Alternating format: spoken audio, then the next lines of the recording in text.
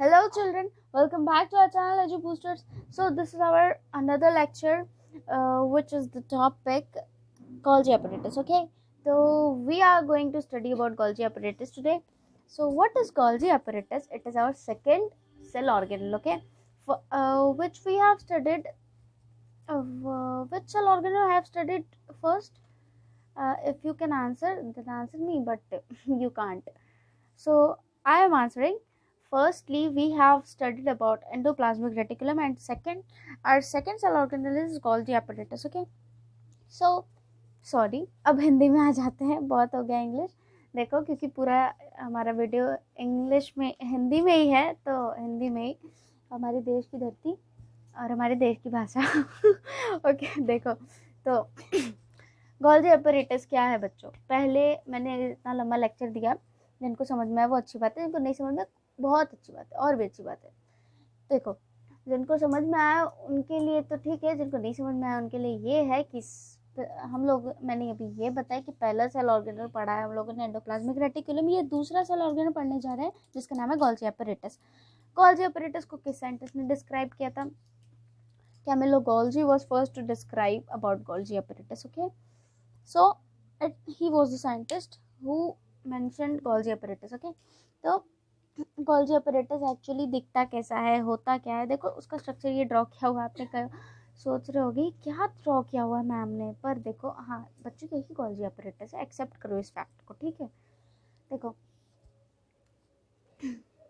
तो Golgi apparatus, इसका structure के बारे में बात कर लेते पहले। तो देखो, इसके स्ट्रक्चर में आप जब बुक में पढ़ोगे ना, लिखा होगा some vesicle like structure and some stacks are attached to it. देखो, वेसिकल का मतलब होता है बैग लाइक स्ट्रक्चर, ओके, और स्टैक का मतलब होता है एक के बाद एक स्टैक जैसे स्ट्रक्चर होते हैं। जैसे ये देखो, ये एक बड़ा सा Golgi apparatus है, ये इसके बाद भी छोटा सा Golgi apparatus है, तो ऐसे ये सारे Golgi apparatus एक साथ जुड़े हुए हैं, ये सारे एक दूसरे के पैरेलल जुड़े रहते हैं, ऐसे बड़े बड़े होते हैं, पर मैंने एक ही Golgi apparatus को मतलब लिया हुआ है, ये सारे छोटे छोटे हैं, ठीक है। ये एक दूसरे के पैरेलल मतलब समान दूरी पर ये अरेंज होते हैं।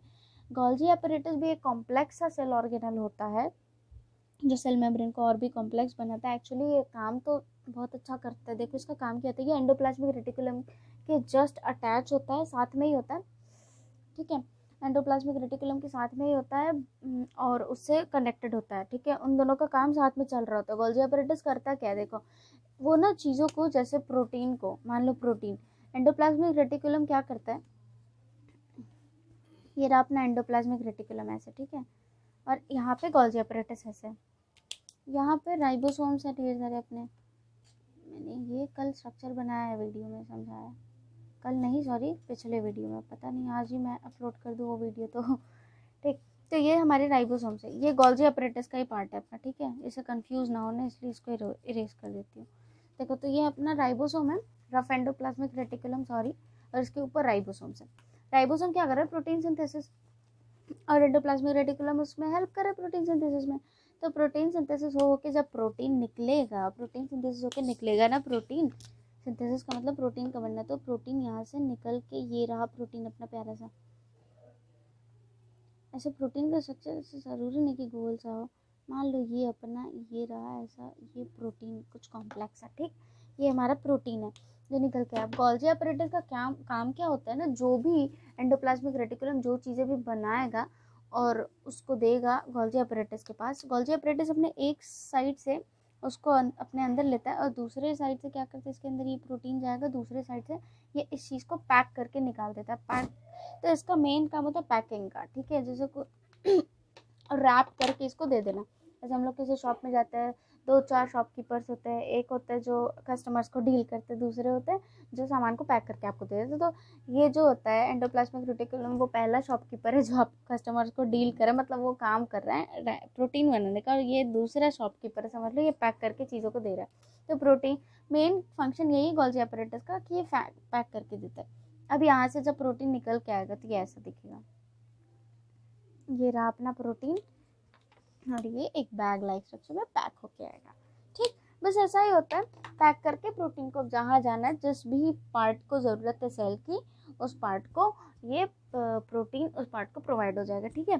तो Golgi apparatus का फंक्शन यही होता है मेनली कि प्रोटीन्स को पैक करना। प्रोटीन्स को ही नहीं, जितने भी सेल ऑर्गन मतलब जो भी एंडोप्लाज्मिक रेटिकुलम देगा, जैसे लिपिड्स और ये सभी चीज़ें भी देता है, तो लिपिड्स, फैट्स, इन सबको भी गोल्गी एपैरेटस पैक करता है। ठीक है, इसका स्ट्रक्चर कुछ इस टाइप का होता है। आपको स्ट्रक्चर की डिटेल में उतना जाना ही नहीं है, अभी आपको सिर्फ इसके बारे में हल्का सा पढ़ना है, समझना है, इतना समझ लो। अभी मैं आगे भी इसके बारे में बता रही हूँ, इसको वाइप करके अच्छे से।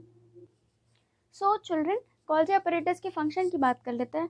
तो पहला फंक्शन देखो यहाँ पे लिखा है मैंने, स्टोरेज का। गोल्गी एपैरेटस स्टोरेज का भी फंक्शन करता है और मॉडिफिकेशन का भी। मॉडिफिकेशन मतलब चीज़ों को मॉडिफाई करता है, ऑफ कोर्स पैकेज करता है, पर मॉडिफिकेशन का भी काम करता है। ठीक है, तीसरा है packaging of product in vesicle.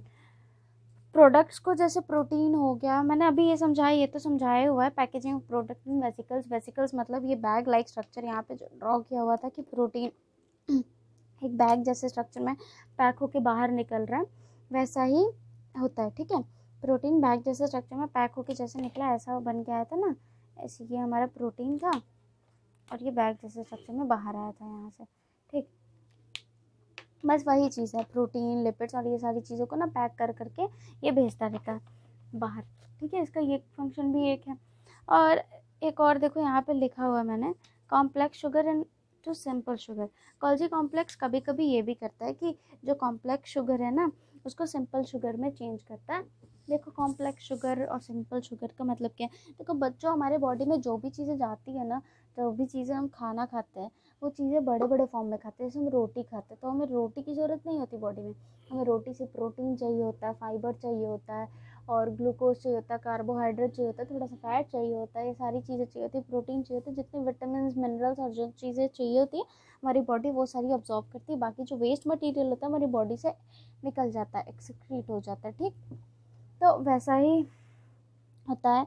तो कॉम्प्लेक्स शुगर्स को सिंपल शुगर में चेंज करते, तो हमारी बॉडी मतलब बड़े बड़े चीज़ों को ना छोटे छोटे चीज़ों में चेंज करती है।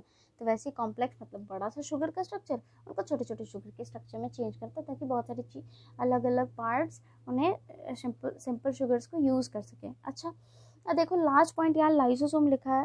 देखो पैक करके बनाता है चीज़ों को, तो लाइसोसोम जो हमारा अगला सेल ऑर्गन है, जिसके बारे में पढ़ने वाले अगले वीडियो में या अगले पार्ट में, उसको भी यही बनाता है। बनाने का मतलब उसका वो भी यही बनता है। अगर आप से कोई पूछे लाइसोसोम कहाँ से बनता है, तो आप कहोगे गोल्गी एपैरेटस लाइसोसोम को बनाता है। ठीक, लाइसोसोम भी पैक करके बना हुआ होता है गोल्गी एपैरेटस के थ्रू।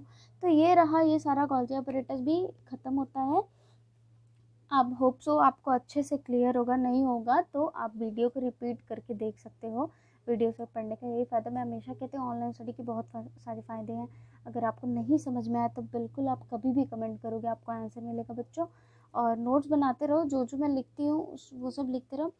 और क्वेश्चन का आंसर अगर आपको पूछना रहा करे तो आप क्वेश्चन का आंसर भी पूछ सकते हो। चलो ठीक है, तो ये वीडियो कंप्लीट होता है और मिलते हो अगले वीडियो में। Keep studying.